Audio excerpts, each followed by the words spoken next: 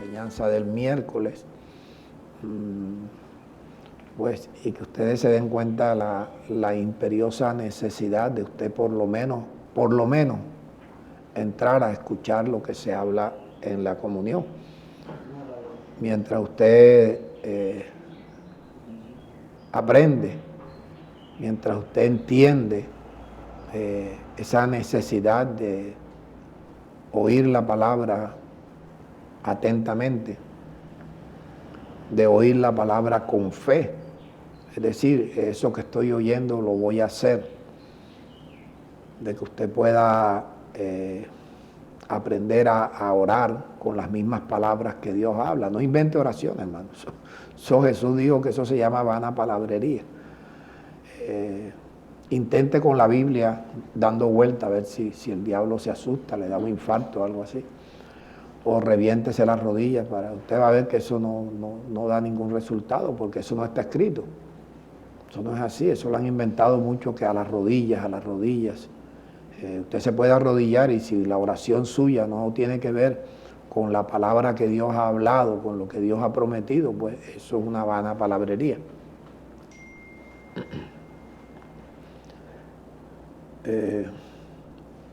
Entonces, aprenda a cuando usted hable como Dios habla. Eso le va a ayudar mucho, créame, va a ayudar mucho.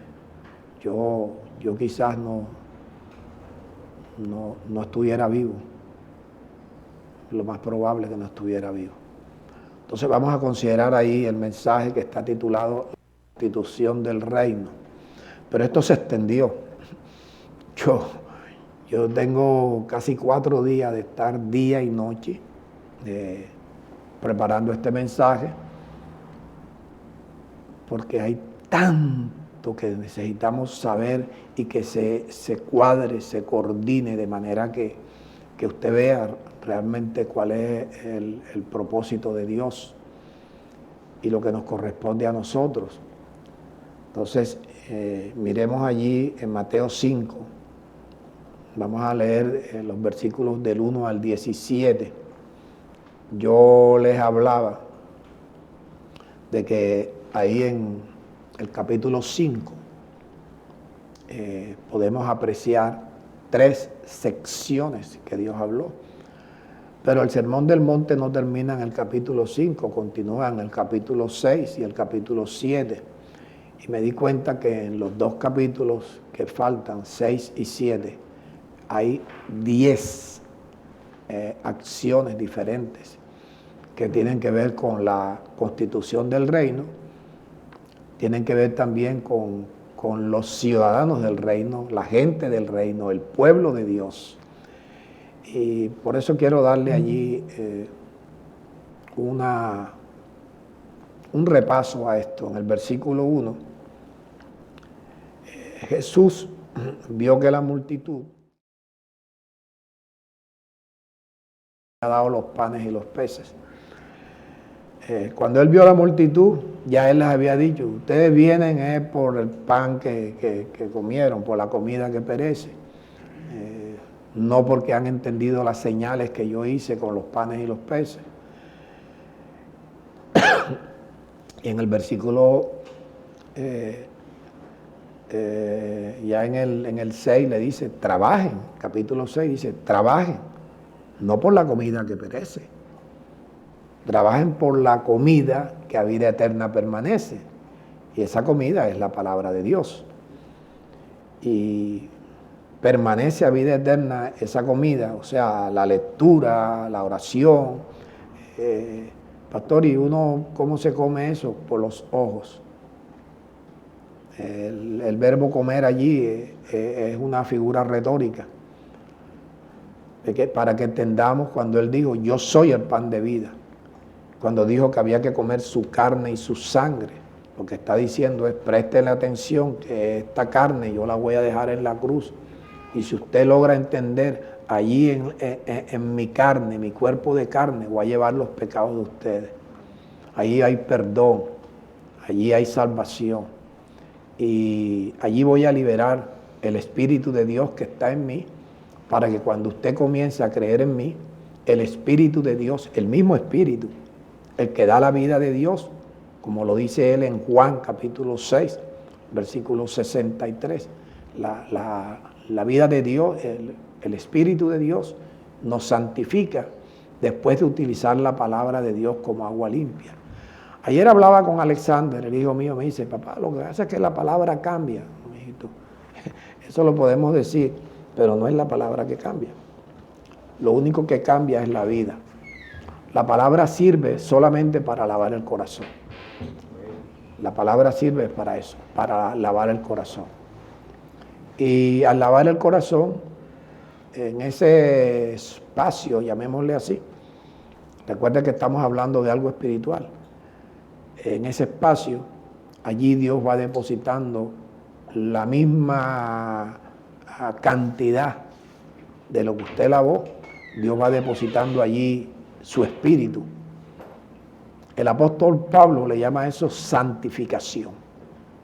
El espíritu santifica.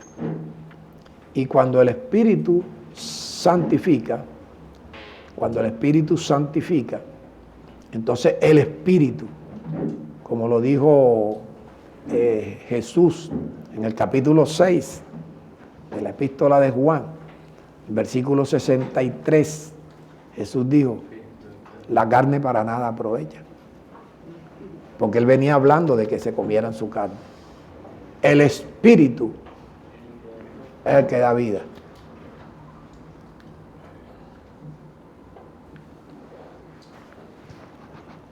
El espíritu es el que da vida. Entonces, para nosotros poder recibir la vida eterna, escuche bien esto, yo no me voy a cansar de repetirlo. El espíritu es el que da vida.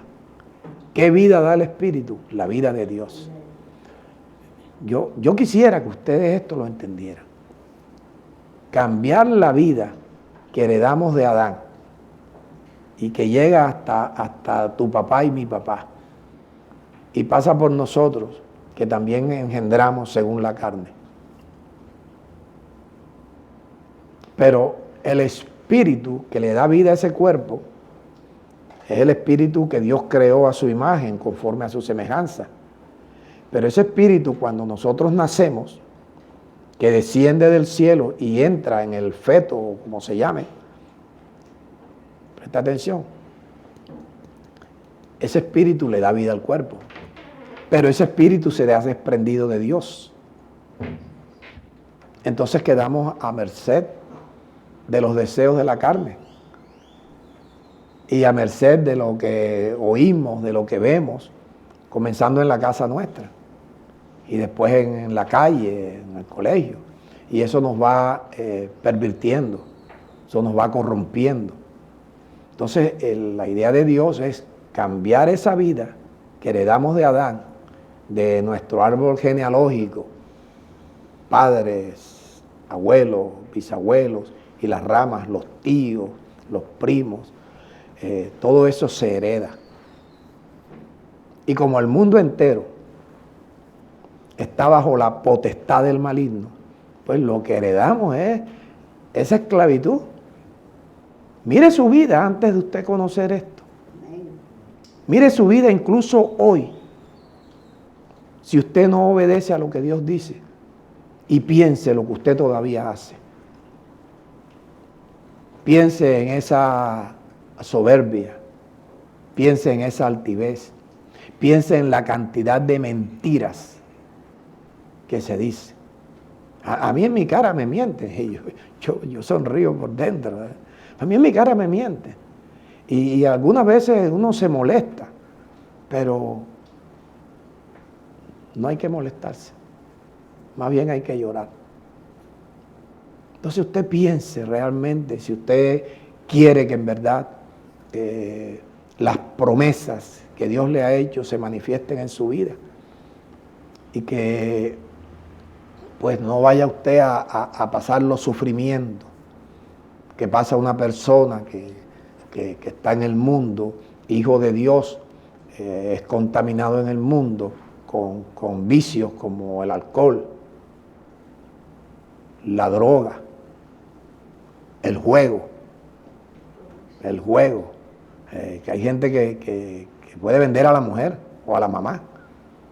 Y se lo estoy diciendo no hipotéticamente, lo estoy diciendo literalmente.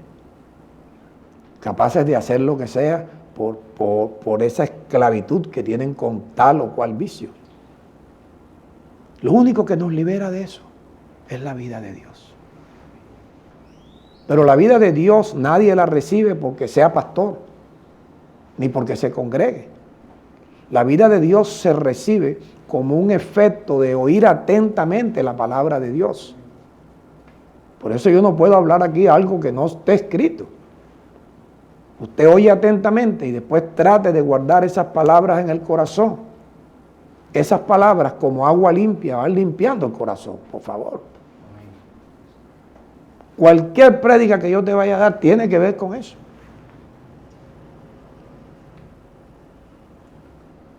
Entonces, lógico, cuando tú lavas tu corazón, hay un espacio en tu corazón limpio. ¿Qué hace Dios? Te santifica a ti poniendo una porción de su Espíritu. Esa porción del Espíritu de Dios te da una porción de la vida de Dios. Es lo único que te cambia. Es lo único que te cambia. Si tú no has logrado cambiar mucho y tú llevas la misma vida, aunque te congregues aquí, tú llevas la misma vida de engaño, de patuque, de tramoya, de triquiñuela, de todas las mentiras que se viven en el mundo, pues es porque no hay vida de Dios. La vida es la que cambia, porque esa vida es la que regenera, te cambia la genética maligna con la que hemos vivido, con la que hemos sido esclavizados, la que nos ha hecho hacer muchas cosas malas. Escucha, todo es causado. Y todas las cosas malas que nosotros hacemos, causamos un efecto. No es la bruja. No es la bruja, eres tú. No es que estás salado, eres tú que estás causando los males que te vienen. Como en el béisbol, decía Marcos Pérez Caicedo, el error nunca viene solo. Pues el pecado nunca viene solo. Viene acompañado ¿de qué? De algo malo. Entonces mi función es ayudarte a ti con eso. Ayúdeme con el... Dios mío. Entonces por eso, el primer versículo, y yo hablo mucho. Jesús vio la multitud que se habían comido los panes y los peces. ¿Y qué hizo? Subió al monte. Él dijo, estos tipos vienen a buscar comida. Estoy seguro que arriba no suben. No van. ¿Cómo? No van. No. Miren la congregación. Esto al montón no le gusta. Al montón le gusta coger la Biblia para hacer sufrir al diablo. Eso es lo que le gusta al montón. Y Jesús lo sabe. Pablo lo sabe. Entonces cuando subió al monte, se sentó. ¿Quiénes llegaron allá arriba? Los discípulos. O sea, a los discípulos, a ellos sí se les puede hablar cosas que más o menos pueden entender. Porque no es que los discípulos entiendan enseguida, pero por lo menos perseveran en venir, perseveran en mantenerse. Sí, tienen por lo menos la disposición de venir. Como le dijeron a la esposa de Ángel 1, le dijo, todavía están allá llevando manduco del pastor. Y pues, ¿cuál es el manduco que yo te doy a ti? Si la verdad para ti es manduco, entonces estás llevando bastante manduco. Sentándose, vinieron a él sus discípulos. ¿Y Jesús qué hacía a los discípulos? Les enseñaba. Al discípulo no se le viene a hacer milagros y a imponerse las manos. Al discípulo se le enseña. ¿Qué es un discípulo? Un alumno. ¿Qué es un alumno? Alguien que va a aprender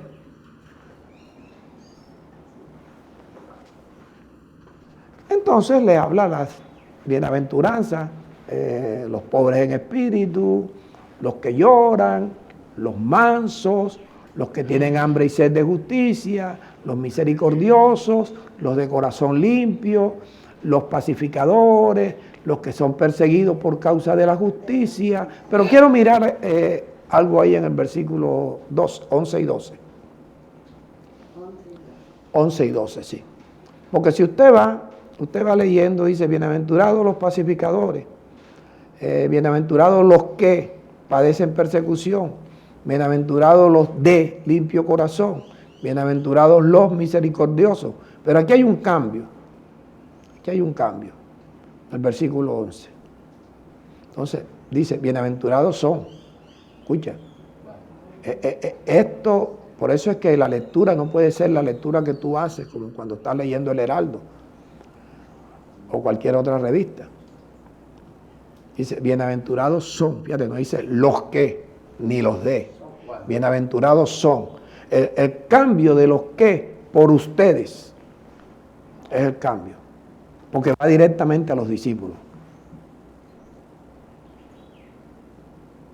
Porque hasta el versículo 10, todo el que es iglesia y dice la verdad, siempre van a perseguirlo, van a vituperarlo. Pero ya cuando usted es discípulo, que algún día va a llegar a ser un ministro, entonces es cuando es la advertencia que está haciendo Jesús aquí. Cuando son perseguidos por mi causa, cuando los vituperen y los persigan y digan toda clase de mal contra ustedes mintiendo, ¿qué tenemos que hacer nosotros? Gozarnos y alegrarnos. Y a mí me toca hacer eso. No creas que es fácil. No creas que es fácil cuando tú sabes que te están diciendo en tu cara una mentira. Que tú dijiste, escoge la olla y el otro te dice, me dijiste que me montara en la batea. Coño, yo te dije, agarra la olla. Pero si me di... ¿Y esto qué es? Y te lo dicen en tu cara. Entonces, ¿cuál es el consejo de Dios? Gózate, alégrate. Cuando te goces y te alegres, vas a recibir del cielo un galardón grande. Entonces, yo prefiero el galardón grande que está discutiendo con una persona que no quiere entender. Es una locura. Es una locura. Y yo he cometido esas locuras de ponerme a discutir con la gente. Después soy redarguido por el Espíritu. Porque es una locura. Porque hay un vicio de la gente de mentir, de no querer darse cuenta sus errores, sus fallas. Y eso tú los tienes en tu casa o alrededor, los vecinos, los clientes.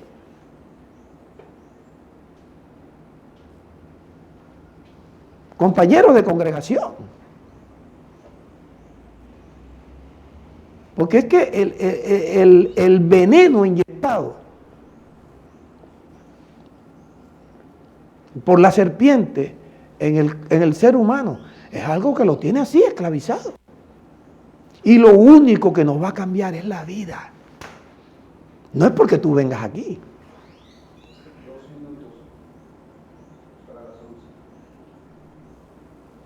Yo creo que no se va a entregar esta síntesis, esto es muy largo, Jorge. Entonces, pero yo tengo que explicarte bien las cosas. Entonces, en mi caso, que soy el ministro, que va dirigido a mí como discípulo, como el que de discípulo soy ahora un ministro, pero sigo siendo discípulo del Señor. El día que usted me vea discutiendo con cualquier persona, usted dígame, ajá,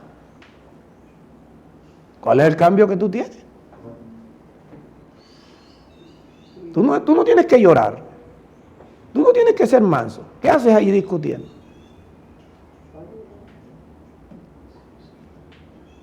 Es una estupidez. A mí y a mis hijos me dicen, pero ¿por qué tú aceptas esto? ¿Sabes una cosa?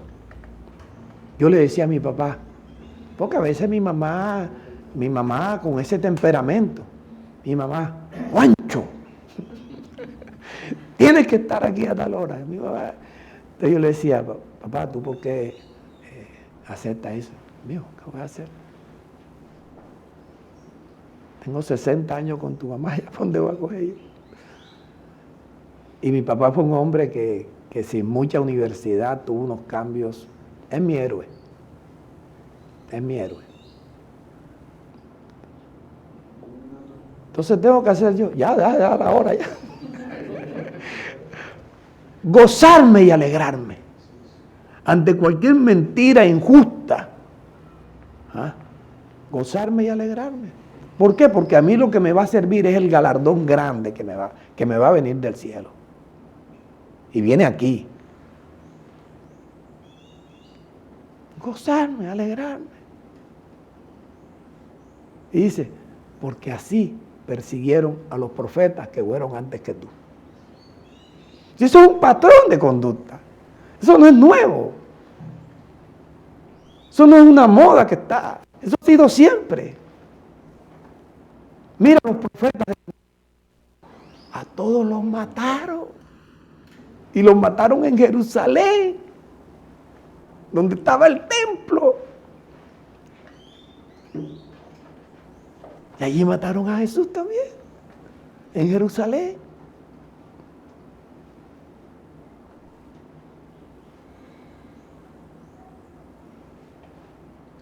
Allí lo mataron. Y después a Pedro, a Pablo, a Juan, a todos los mataron. Así que usted no se le dé por meterse a pastor.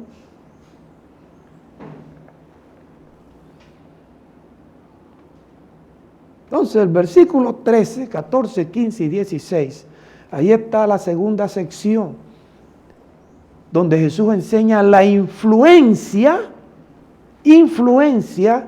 que debemos tener los ciudadanos del reino con el mundo. Debemos influenciar en algo. Y para poder influenciar, entonces él dice, ustedes, los que yo les enseño, ustedes son la sal de la tierra. Ustedes están creados para sazonar la tierra, para que la tierra perdure. ¿Sabe por qué todavía Jesús no ha venido con sus ángeles en llama de fuego a purificar la tierra? Porque hay muchos de los espíritus que Dios creó a su imagen, los de la derecha, que están trabajando como si fueran de la izquierda. Malos, borrachones, drogadictos, esclavos del casino, de la droga, de las mujeres, esclavos de la mentira, esclavos de la maldad. Entonces hay que esperar. Hay que esperar que cualquiera de nosotros le hable. No te pongas ahí que a predicar ni habla un testimonio. Habla. Yo no sé a ti, pero a mí sí me da una tristeza con mis hijos. Me da una tristeza. Porque es que yo sé, esto no es religión.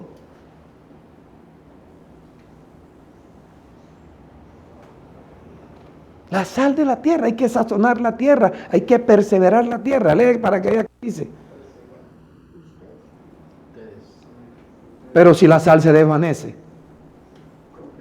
¿con qué se va a salar? ¿Y para qué se sala una carne? Para perseverar, cuidarla, que no se pudra. ¿Con qué será salada? Oído, escucha. Ahora tú vas a decir que te estoy ofendiendo. El que se congrega y no está buscando ser la sal de la tierra, ¿para qué sirve? Dígamelo. No, yo no oí. ¿Para qué sirve? No sirve para nada. No sirve para nada. Entonces, cuando yo leo esto, yo veo el gran compromiso que tengo yo conmigo para con ustedes, conmigo para con mi familia, conmigo para el mundo.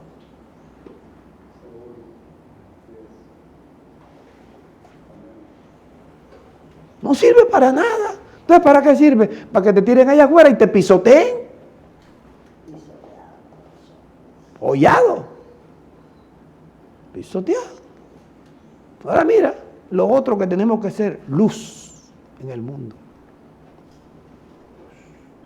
Alumbrar los ojos del entendimiento de la gente, que es mi trabajo. Mi trabajo que yo quiero hacer contigo, hago contigo. Dios me paga por eso.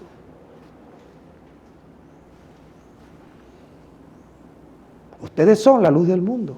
Una ciudad asentada sobre un monte, una montaña. Usted cuando lea monte en la Biblia, usted no vea, usted para nosotros un monte, un patio cuesto, una basura. No, monte es una montaña. Una ciudad asentada sobre una montaña no se puede esconder.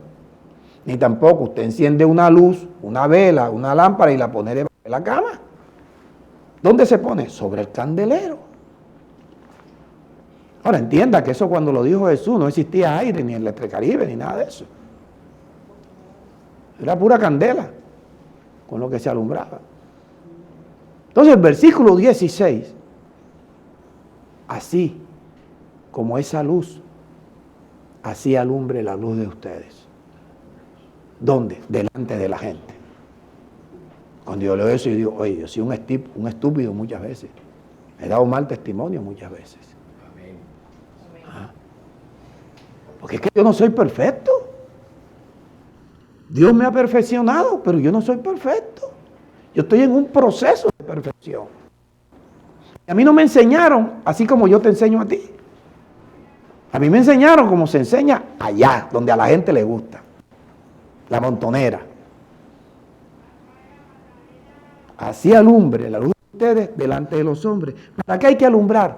Para que vean las obras.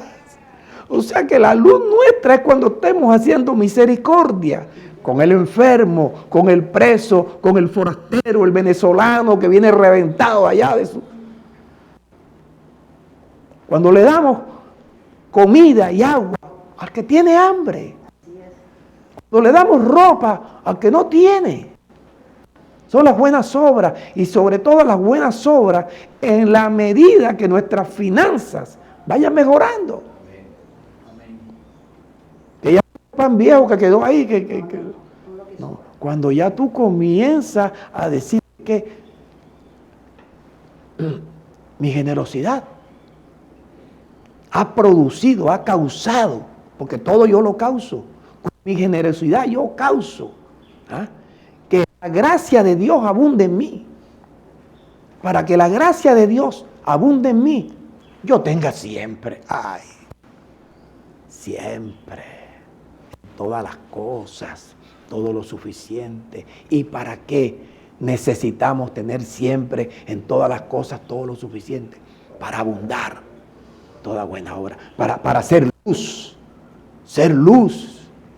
no comprando conciencia, no para que nos alaben, sino porque estamos sirviéndole a Dios, estamos representando a Dios. Y yo te digo una cosa, que esta palabra no es para todo el mundo. Cualquiera es fan de esta palabra.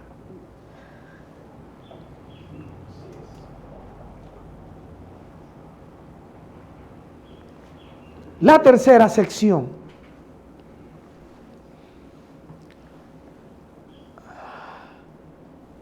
que es verdaderamente la ley del pueblo del reino de los cielos. Pero resulta que los discípulos, escuche bien lo que le voy a decir. Por eso es que leo y a veces sale 2 horas hablando con él. Después me visita Julito 2 horas más. Después me llama cualquier otra persona y yo trabajando. Leyendo allí con mucho cuidado. Los discípulos, ninguno de los discípulos del Señor, ninguno puede ir a la cruz. ¿A qué? ¿Con qué sangre? ¿Con qué sangre? Además, de pronto tú dices, yo puedo dar la vida por mi papá, por mi mamá, si acaso.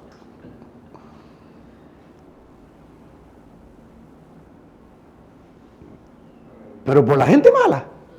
por los pecadores. Además, vas a la cruz, te matan y no sirve. No sirve porque la sangre no tiene la capacidad de salvar, de perdonar, de hacer justicia. No tiene. Se necesitaba una sangre específica. Entonces, como los discípulos no podían ir a la cruz, él dice, yo voy por ti. Eso es lo que él está mostrando aquí. Como la ley de Moisés no la podíamos cumplir nosotros, porque la ley no vino para nosotros. Y los judíos, porque no podían. Entonces dice el versículo 17, no piensen que yo he venido para abrogar la ley. No crean que yo voy a quitar la ley y ya, no. Yo he venido para cumplir la ley.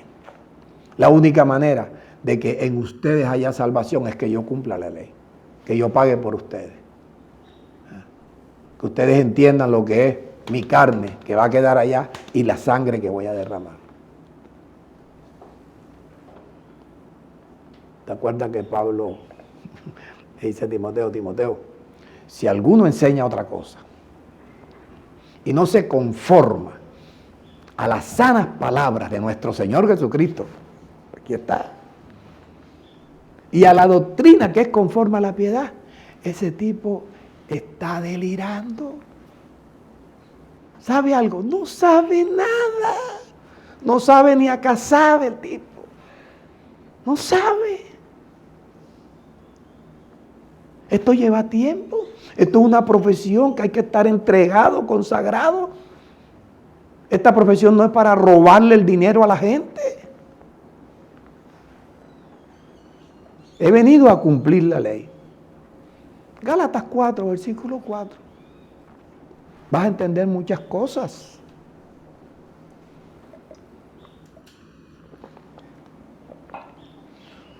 Cuando vino el cumplimiento del tiempo, cuando el Señor decidió, ya se tiene que acabar la ley. Ya la ley tiene que acabarse. Entonces, ¿qué hizo Él?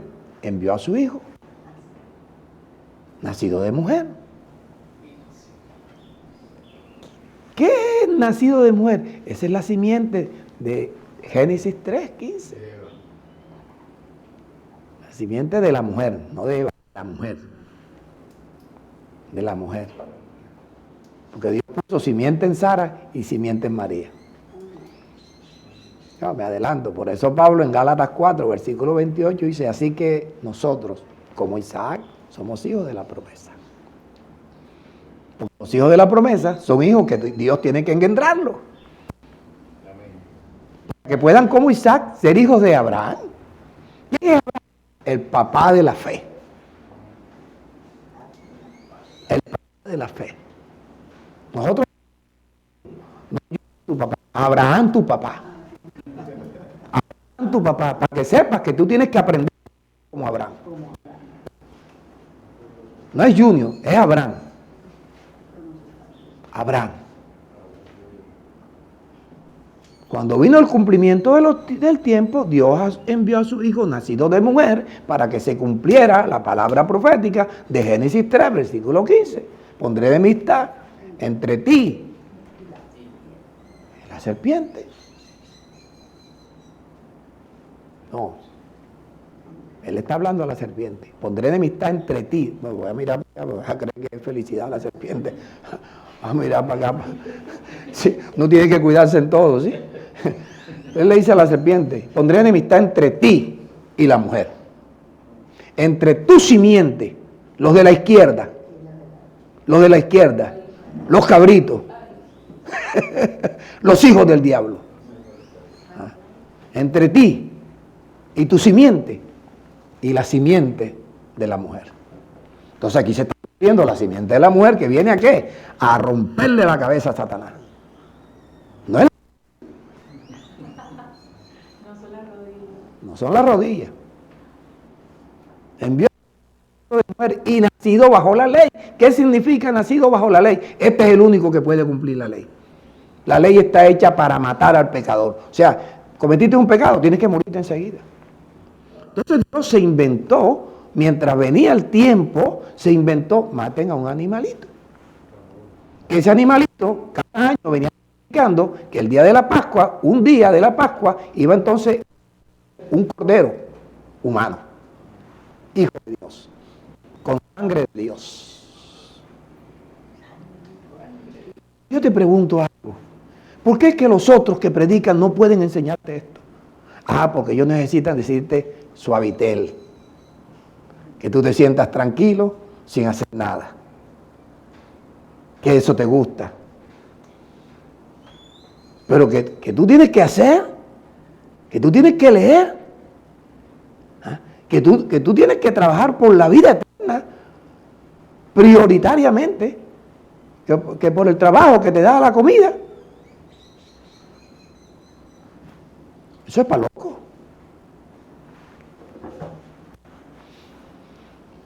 Nacido bajo la ley. Jesús tuvo que cumplir la ley. Tuvo que cumplir la ley. Pero estamos con tiempo. Entonces, el cumplimiento del tiempo es, llegó el tiempo de la culminación de los tiempos del antiguo pacto, ya. La ley ya hay que quitarla, para que se puedan cumplir, oído, la ley había que quitarla para que se pudieran cumplir las promesas que Dios le hizo a tu papá.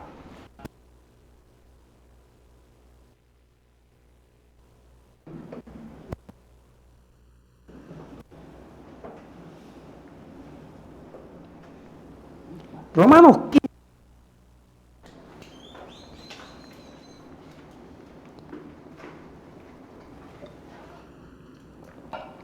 Este es Pablo diciéndole a la iglesia en Roma, o a las congregaciones en Roma.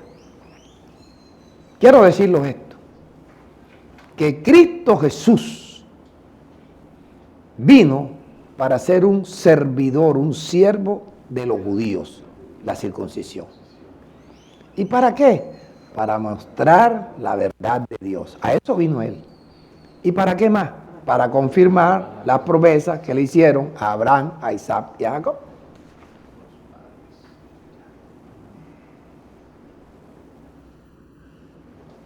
Oído, las promesas que le hicieron a Jacob, nosotros no tenemos nada que ver con eso. Las promesas que le hicieron a Isaac, no tenemos nada que ver con eso. Las promesas que le hicieron a Abraham, nosotros sí tenemos. Entonces tú te puedes imaginar armar un mensaje de esto, donde hay 200 citas o 200 versículos, y yo comenzar a leerlo y escoger, seleccionar 25, y después de los 25 sacar y por lo menos dejar 10, por el tiempo. Porque esto es para dictar un seminario. Eso lleva tiempo. Para mostrar la verdad de Dios y para confirmar las promesas hechas a los padres. Entonces hay gente que las promesas que le hicieron a Jacob, gente de la iglesia, y que me apropio de esas promesas. Coño, eso no es para ti.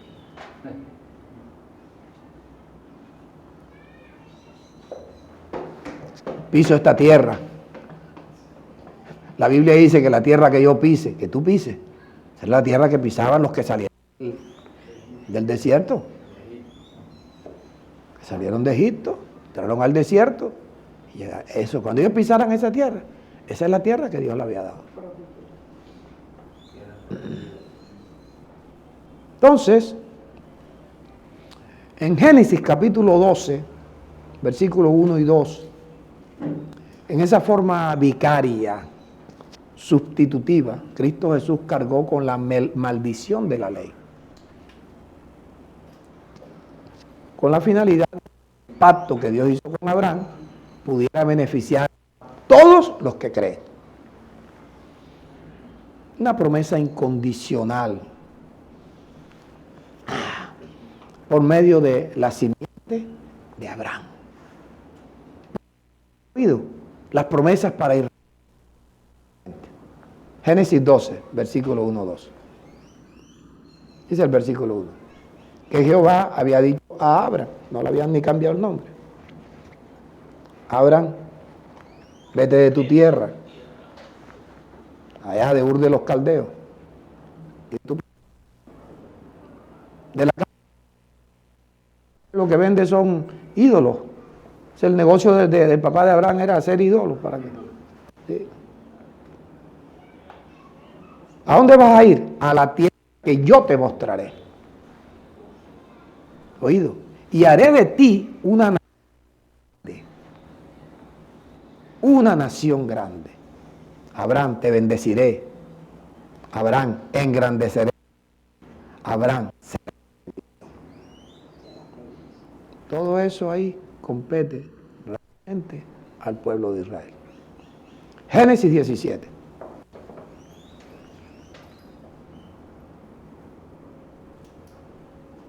Y aquí cambia la cosa. Abraham tenía 99 años, estaba a punto, Abraham, de que al día siguiente tuviera su hijo, al año siguiente. Cuando se le apareció Dios y le dijo, yo soy el Dios Todopoderoso. Abraham, si tú andas delante de mí y eres perfecto, pondré mi entre mí y te multiplicaré en gran manera. Entonces Abraham se postró sobre su rostro y Dios habló con él diciendo, este es mi pacto es contigo. Abraham, serás padre de muchedumbre de gentes. Ahí van incluidos los judíos y los gentiles. Eso te lo digo yo con conocimiento de lo que viene. Y no se llamará más tu nombre Abraham, porque te he puesto por padre de muchedumbre de gentes. Y te multiplicaré en gran manera. Y haré, naciones de ti. Naciones de ti. Y reyes saldrán de ti.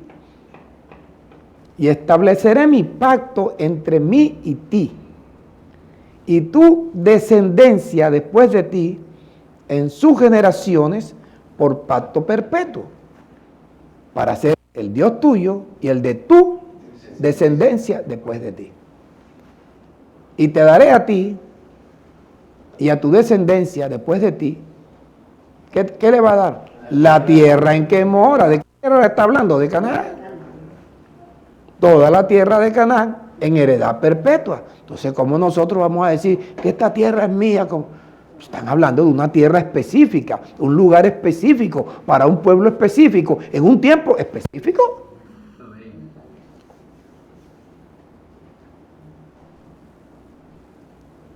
Entonces, tú sabes, a ti te engañan, entonces tú vas con tu inocencia y tú voy a comprar una casa.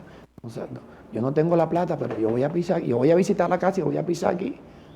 Eso no es lo que dice la Biblia. Te han engañado. Pastor, pero a mí me gusta el engaño es sabroso. Bueno, ya eso es otra cosa.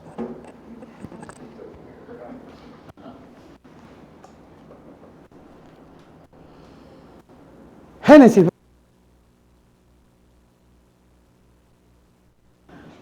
Tiene que prestarle atención.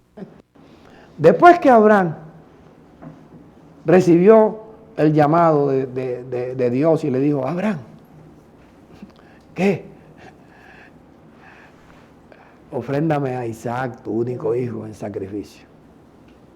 Y Abraham salió 3 días de camino pensando, lo mato, Dios lo resucita. Recuerde que este evangelio se le predicó a Abraham primero que a nosotros. Abraham llamó a Abraham por segunda vez. Él levantó el cuchillo y todo eso, le dijo, no lo mates, ok. No podemos leer todo eso porque, imagínate, ya tú lo sabes. El versículo 15 dice, y llamó el ángel de Jehová a Abraham por segunda vez desde el cielo. ¿Y qué dijo? Una razón, lo que dijo Dios. Dios dijo, por mí mismo he jurado, dice Jehová, ¿viste? Que por cuanto has hecho esto, ¿qué es esto? Ofrecerle a su hijo. Y no me has rehusado tu hijo, tu único hijo, Abraham, de cierto te bendeciré con abundancia. Multiplicaré tu descendencia como las estrellas del cielo y como la arena del mar que está a la orilla. Y tu descendencia poseerá las puertas de tus enemigos. Oído. Y en tu simiente serán benditas todas las naciones de la tierra. Ya no está hablando de Israel solamente. En tu simiente. ¿De qué simiente le está hablando? De Cristo.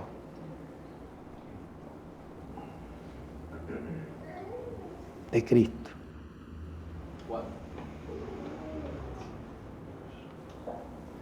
Por cuanto obedeciste a mi voz. Romanos 9, versículos 6 hasta el 9.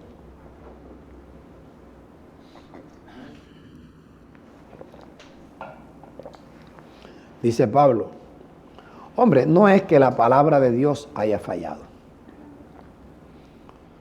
Porque no todos los que se duermen, no todos los que descienden de Israel son israelitas. No todos los que se duermen son israelitas. Es una locura mía. No todos los que descienden de Israel son israelitas. ¿Oído? Por eso era que Jesús le dijo a los fariseos, sí, es cierto, ustedes son descendientes de Abraham según la carne. Pero Abraham no es su padre espiritual.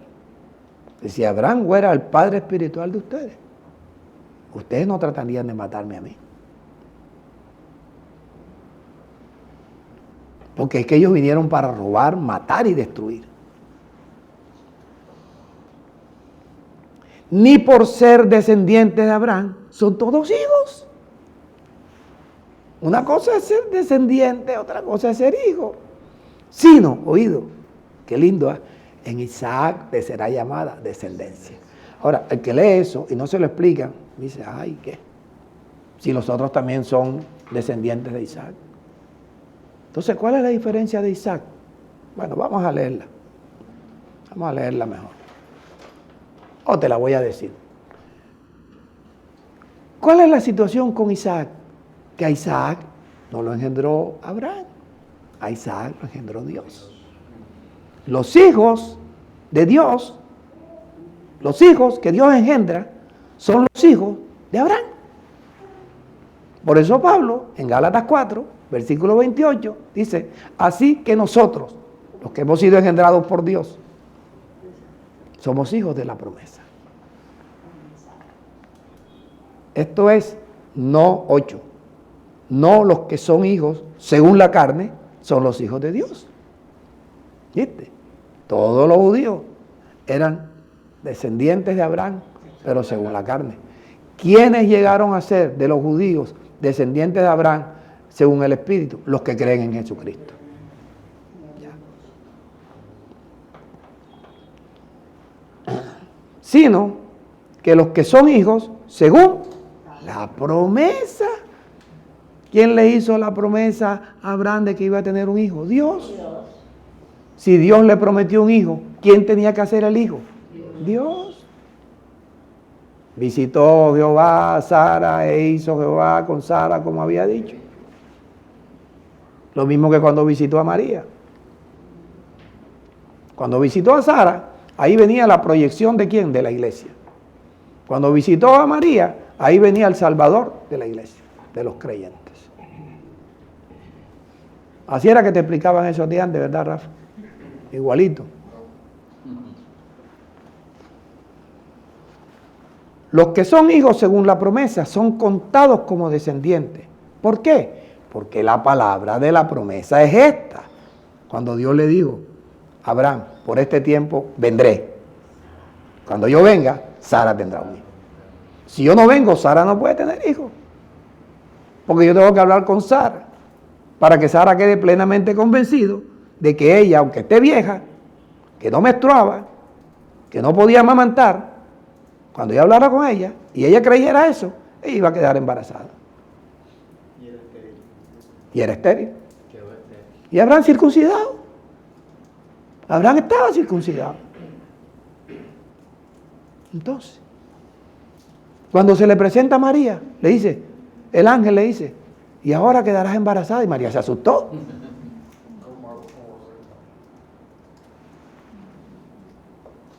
Quedó embarazada.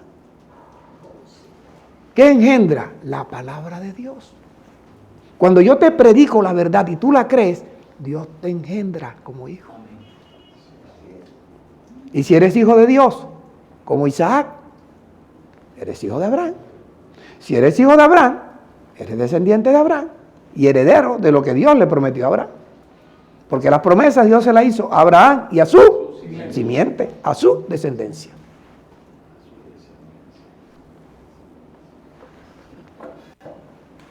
Rafa me dijo un día que iba a tener una reunión conmigo y los amigotes de él. Yo creo que primero paga, ¿cómo que se llama? Betsy.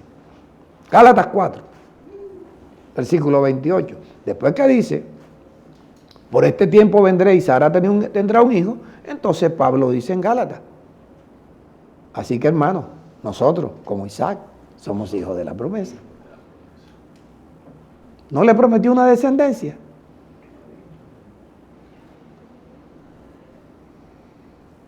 Pero según la simiente, bueno, esa descendencia somos nosotros. ¿Quiénes somos nosotros? Los que creemos, no los que nos congregamos, los que creemos. Entonces, ¿te acuerdas que allá vimos nosotros cómo Dios le hizo la promesa a la nación de Israel para heredar un territorio, verdad? Ok, ahora a la iglesia. Pablo lo explica aquí en Gálatas 3, versículo 13. 3:13. Dice Pablo, Cristo nos redimió de la maldición de la ley. ¿Qué significa nos redimió de la maldición de la ley? Nosotros no tuvimos que pasar por la ley. ¿Y cuál era la maldición de la ley?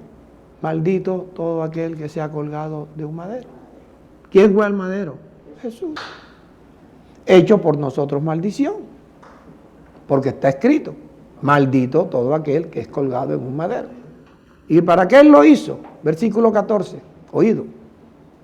Para que en Cristo Jesús la bendición que Dios le dio a Abraham alcance a quién? A los gentiles. Pero para que esa bendición nos alcance a los gentiles, tenemos que poner la fe en quién? En lo que hizo Cristo Jesús. El que fue a la cruz. Que si él no va a la cruz, las promesas no se pudieran cumplir. ¿Por qué? Porque la ley lo impedía. Pero cuando vino el cumplimiento del tiempo, Dios envió a su Hijo, nacido de mujer y nacido bajo la ley, para que él pudiera cumplir la ley en su totalidad, yendo a la cruz y morir por los pecados de todos nosotros. Para que en Cristo Jesús la bendición de Abraham alcanzase a los gentiles, a fin de que por la fe los gentiles recibiésemos la promesa del Espíritu. Al recibir la promesa del Espíritu, oído, estamos recibiendo el Espíritu, estamos recibiendo la connotación de hijos de Dios por haber creído. Y entonces el Espíritu nos va a dar la vida que nos cambia, que nos regenera, que podemos verdaderamente creer en todo lo que Dios le prometió a Abraham, que es para nosotros. Y te va a llevar una sorpresa hoy. Le doy gracias a Dios, inexplicablemente me ha rendido el tiempo. Versículo 15. Gracias a Dios ya la tos se ha quitado en un 98%. Hermanos, dice Pablo, hablo en términos humanos. Un pacto, o sea, te está hablando civilmente, te está hablando de leyes civiles. Un pacto, aunque sea de hombre, una vez ese pacto se ratifica, ¿quién lo invalida? Nadie. ¿Quién le añade? Nadie. No se le puede quitar, no se le puede añadir, porque ya fue ratificado. ¿Quién ratificó? Dios con su Hijo. Ahora bien, ¿A quién fueron hechas las promesas? A Abraham. ¿Y a quién más? A su simiente. No dice las simientes, no dice las descendencias, como si hablase de muchos, sino como hablando de uno, a tu simiente. ¿Quién es la simiente? Cristo. Cristo. Cristo Jesús. Por tanto, versículo 28. Ahora ya delante de Dios ya no hay judíos, ya no hay griegos, o sea, gentiles, no hay esclavos, no hay libre, no hay varón, ni hay mujer. Oído, porque todos ustedes en Cristo son uno. Todos ustedes en Cristo son uno. Y si ustedes son de Cristo, linaje de Abraham somos, hijos de Abraham somos. Abraham tu papá. Y si somos linaje de Abraham, ¿qué más somos? Herederos de lo que Dios le prometió a Abraham. Te bendeciré con abundancia.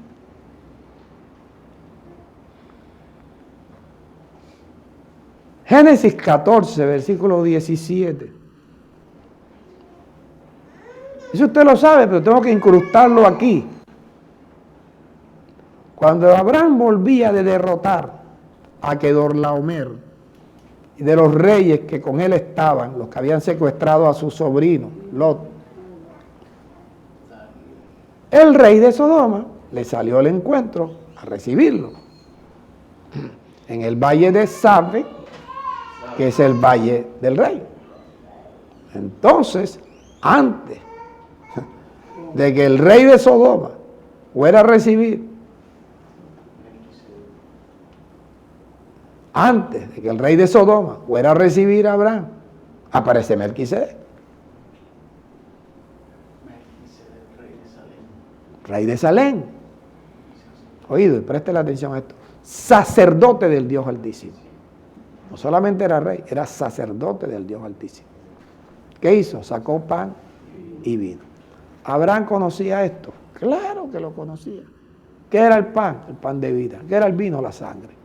Carne y sangre, carne y sangre. Y bendijo a Abraham, Melquisedec, y dijo: bendito sea Abraham del Dios Altísimo, creador de los cielos y de la tierra. Oído. Y bendito sea el Dios Altísimo, Abraham, que fue el que entregó a Kedorlaomer y a todos tus enemigos en tu mano. Porque tú con 318 obreros, con asadones, eso, machetes, tú no podías vencerlo. Dios los entregó en tu mano. ¿Qué hizo Abraham apenas oyó eso? Le dio a Abraham, a Melquisedec, los diezmos de todos. Oído, esto nunca te lo había dicho. Como ya tú hoy estás consciente de que tu papá no es el Junior, tu papá es Abraham. Amén. Tu papá es Abraham. Y que si tu papá es Abraham, eres heredero de la promesa. Pero ¿por qué tuvo Abraham que entregarle diezmo a Melquisedec? Porque Melquisedec, lo vamos a ver ahora en Hebreos 7, es figura, tipo de Cristo Jesús. Pero cuando le da los diezmos, Abraham le da los diezmos demostrando una gratitud hacia este hombre que está representando a Jesucristo. Él lo identifica por haber sido salvado de los que él salió a perseguir. Él no tenía con qué. Es como cuando David, venía un oso, un león, agarraba un cordero y David correteaba al león. ¿Te puedes imaginar una carrera de un león con un hombre? ¿Quién gana? El león.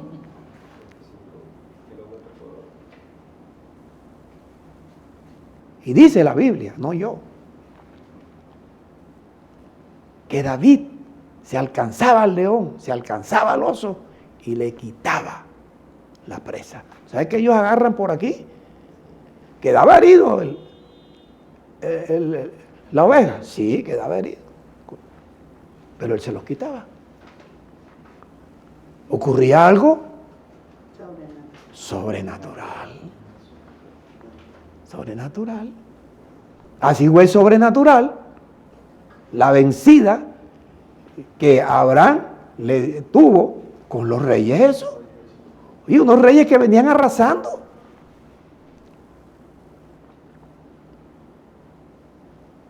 Esos reyes habían conquistado cualquier cantidad de naciones. ¿Cómo estaban de rayudos los reyes esos? Que atacaron a Sodoma y a Gomorra. ¿Ah? Entonces la gratitud, el agradecimiento de Abraham,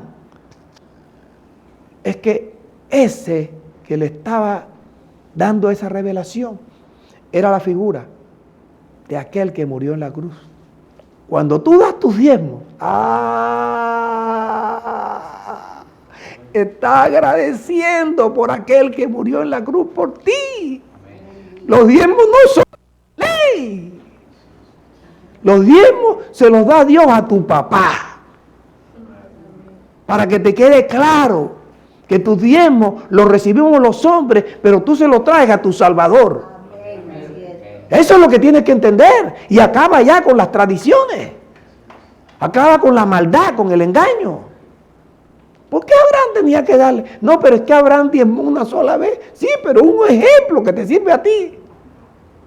Además, Abraham está dando el diezmo es a Jesucristo.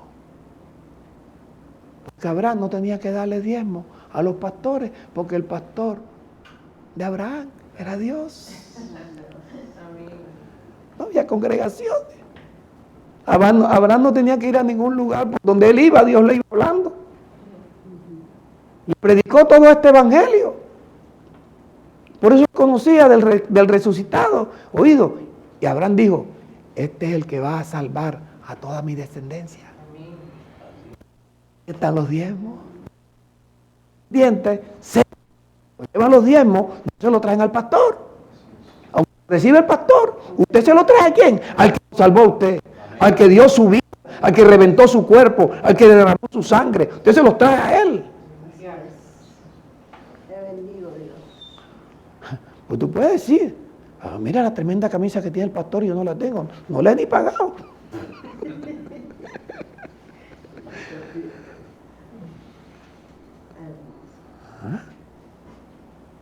¿Te das cuenta que cada vez nosotros aprendemos más? Ya voy a terminar. Oye, cómo ha rendido el tiempo. Qué bueno. Eso es increíble. Increíble.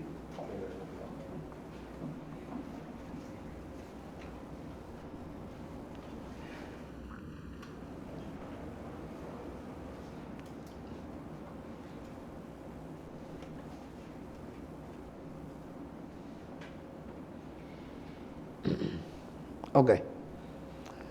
Hebreos 7, versículo 1 al 4 y después el 6. Ahora explicándole a sus paisanos, los hebreos, el caso de Melquisedec. Dice, porque este Melquisedec, rey de Salem, sacerdote del Dios Altísimo, salió a recibir a Abraham, que volvía de derrotar a los reyes, y le bendijo. A quien es asimismo, a Melquisedec, Abraham dio los diezmos de todo. El nombre de Melquisedec significa primeramente rey de justicia. Ese es nuestro rey.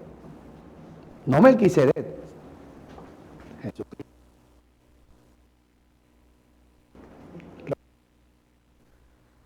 Sin padre, sin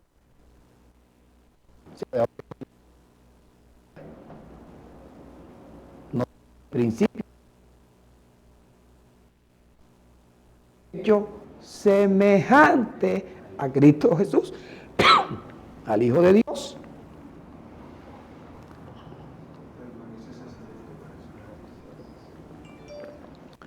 Permanece Melquisedec sacerdote para siempre. Por eso vemos en Hebreo una cita donde dice que el sacerdocio de Jesús es un sacerdocio conforme al sacerdocio de Melquisedec. Consideren cuán grande era Melquisedec, a quien aún Abraham, Oído, Abraham, ¿qué? El apellido, el patriarca. ¿Cuál es el patriarca? El padre de la fe. ¿Quién es el padre de la fe? El padre de los creyentes. Por ser el padre de los creyentes, Abraham dio los diezmos del botín para que los creyentes aprendiéramos a que el diezmo se le da al Salvador. Porque el Salvador es el que constituye los ministros. Pero aquel, 6, cuya genealogía no es conocida de entre ellos.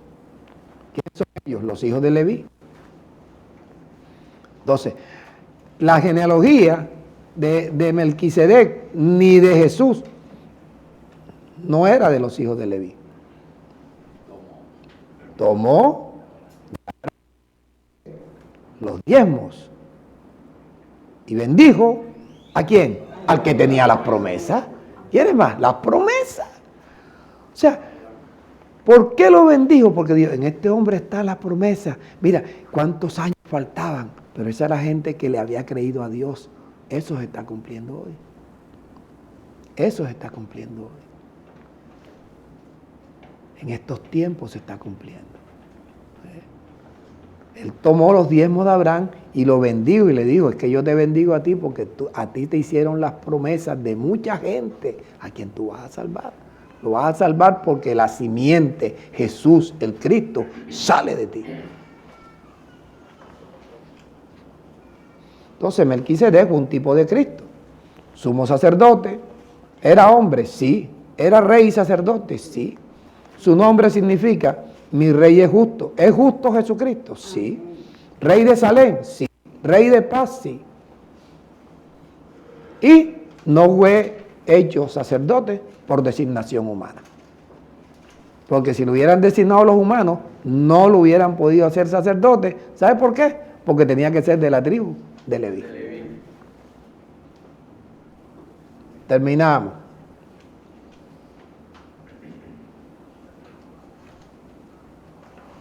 Terminamos. Romanos 4, versículo 20. Dios le enseñó a Abraham la bendición del diezmo, siendo Abraham nuestro padre, el padre de la fe, el padre de los creyentes en Cristo Jesús. No vamos nosotros a seguir sus pisadas. Cuando usted da los diezmos, usted está siguiendo las pisadas de Abraham,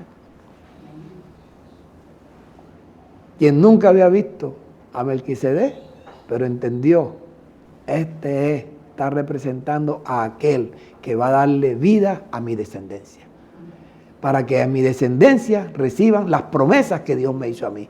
Mira, otro tipo dice, ya no van a ser ni nietos ni bisnietos, sino que nada, descendientes. Romanos 4, versículo 20. Qué bueno es Dios.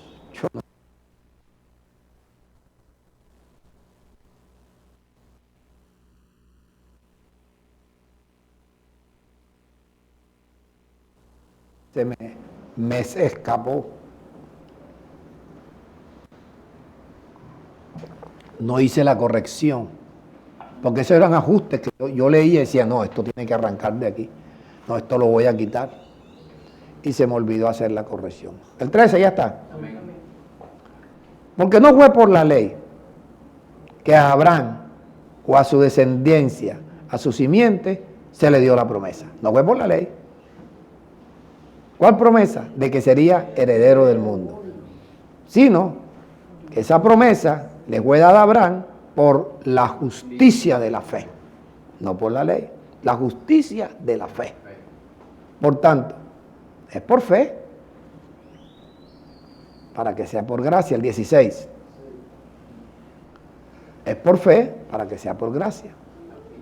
A fin de que por fe, por fe, la promesa que Dios hizo sea firme para toda su descendencia. Por eso toda la descendencia de Abraham tenemos que ser ¿qué? Creyentes. No solamente para la descendencia que es de la ley, porque de los judíos hay creyentes también. Recuerde que de los dos pueblos, él hizo un solo pueblo, que son los creyentes. no importa de dónde sean, sino también para la descendencia, que es de qué? De la fe de Abraham. ¿Y quién es la descendencia? Nosotros. El cual Abraham, ¿qué es de nosotros? Padre de todos nosotros. El papá. El papá. 20. Tampoco Abraham dudó de la promesa de Dios por incredulidad. Sino que hizo Abraham, se fortaleció en fe, dando gloria a Dios, mató a Isaac, Dios lo resucita, lo mató, se fortaleció en fe. ¿Cómo tú te fortaleces en fe? Repitiendo lo que Dios te ha prometido hasta que tú mismo te autoconvenzas. Por eso esas oraciones inventadas, eso no te va a dar ningún resultado. Eso es brujería.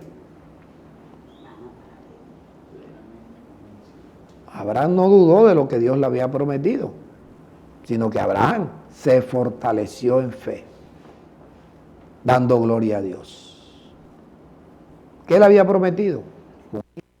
¿Dio el hijo? Sí. Ahora manda que se lo mate. Dice, no, pero es que mi descendencia viene de los hijos de este. Yo mato a este muchachito. No va a dar hijo. Ah, así como resucitó al hijo. Todos los gentiles y todo eso. Así me va a resucitar. Porque este Isaac es como el hijo de María. El hijo que va a tener María, quien va a engendrarlo es Dios.